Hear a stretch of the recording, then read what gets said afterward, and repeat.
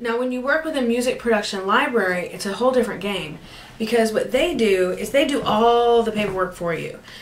You'll be signing a contract with the music production library, meaning that you're going to give up a piece of what the income from those placements are going to be in the future.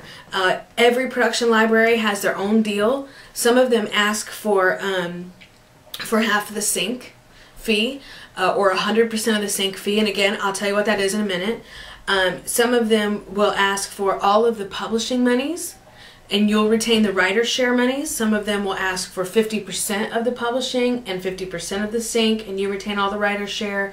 It can go a couple different ways. So again, that's really up to the production library and how they what they're going to ask for from you.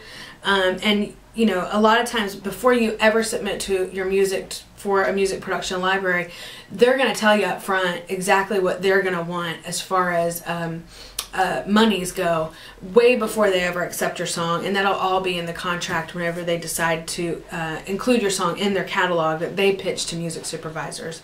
So when you're working with a music production library, you'll do a contract with them, and then they go pitch to music supervisors and to production crews, and then they do the paperwork for you. They clear it, they license it for you, everything. You sit back, you collect a check. So that's the big difference between working directly with music supervisors or working with a music production library. Another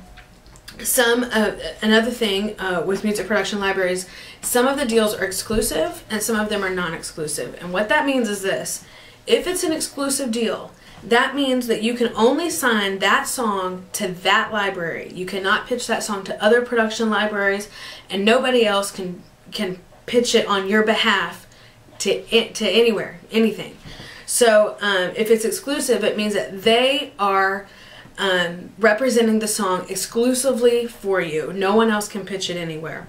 If it's non-exclusive, and most of them are, and this is really cool, you can sign that song to that music production library non-exclusively. They'll pitch the song, and they'll only take money on the song on that particular placement that they get for you.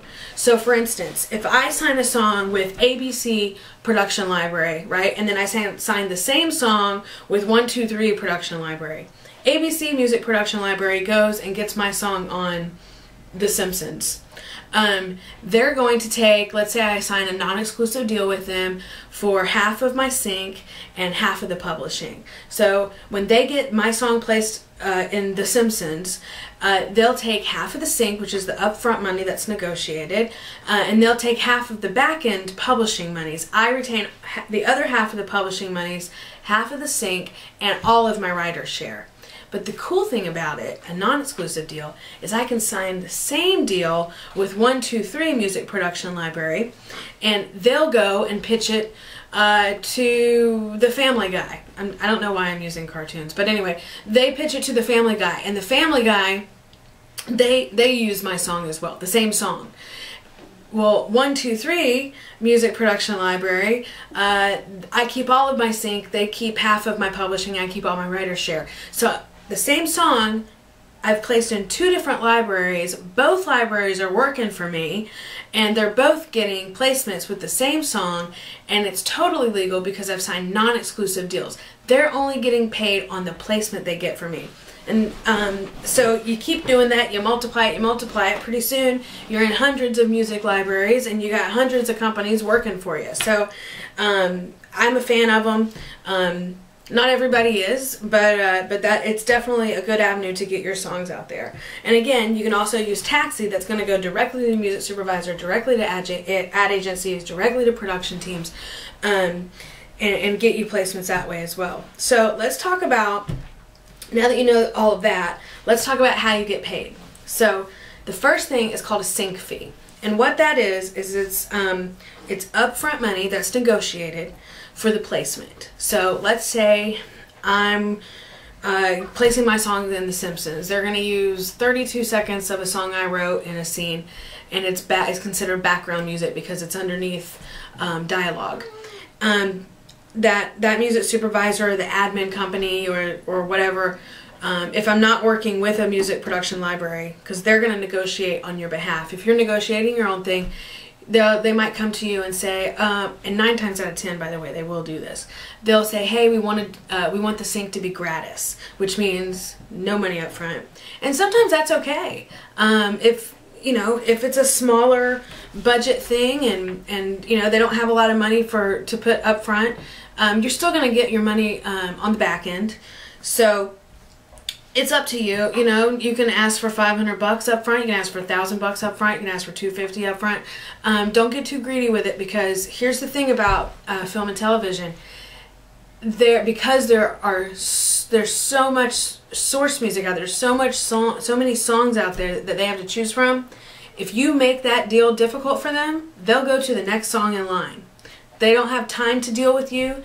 They don't have time for you to go, okay, well, let me go talk to my attorney, I'll get back to you in a week. No, they have to get that music in the film as soon as possible, because that is quite literally, a lot of times, it's one of the last things in post-production that gets done with a TV show or with a movie. So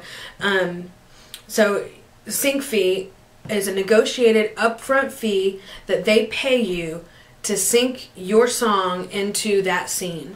And again, there's really no math, there's no formula for, oh, well, this show pays this much, and if it's on a movie, then it pays this much. It's really just what you can negotiate. So that's what a sync fee is. Now, the money that is really important that you're going to make is on the back end. I know you hear people say, oh, I'll make mailbox money, or I make the money on the back end. What that is it's your performance royalties. That money, like for instance, I get a song on The Simpsons, it airs on Fox, and if you hear a baby crying, that's my 1-month-old Josephine. She's chilling out over here behind me. The performance royalties are they're money that's collected from your PRO or from your PRS.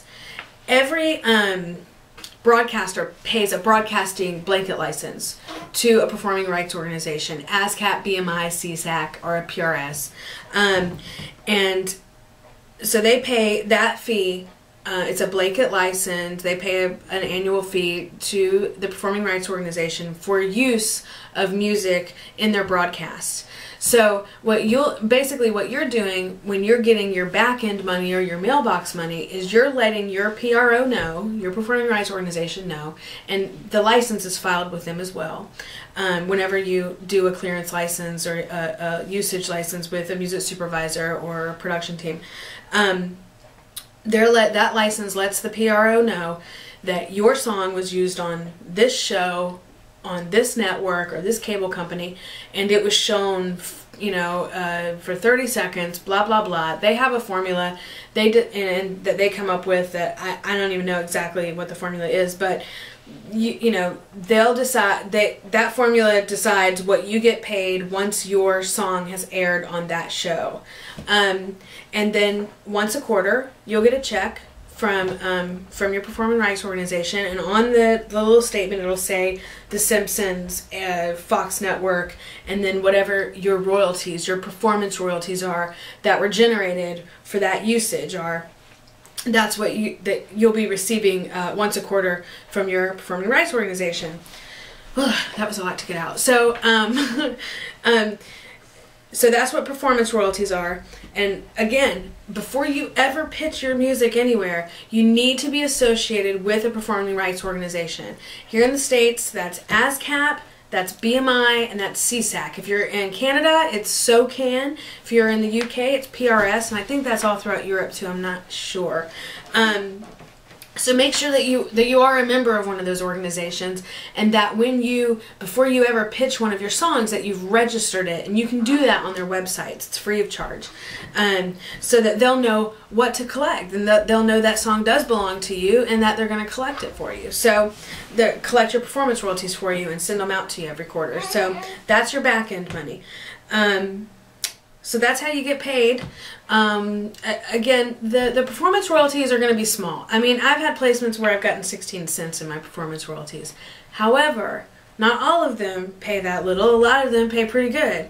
but it's a volume business. So don't think you're gonna, you know, retire from one film or television placement. It's not gonna happen. It's a volume business. That's why it's important that when you endeavor into this, that you look at it like a business. You make the contacts with those music supervisors. You're pitching your songs to Taxi, to as many listings as your songs are applicable to, and that you're contacting as many music production libraries and getting inclusions in their catalog as you can, because the more placements you have, the more mailbox money comes in every quarter. So that's really important.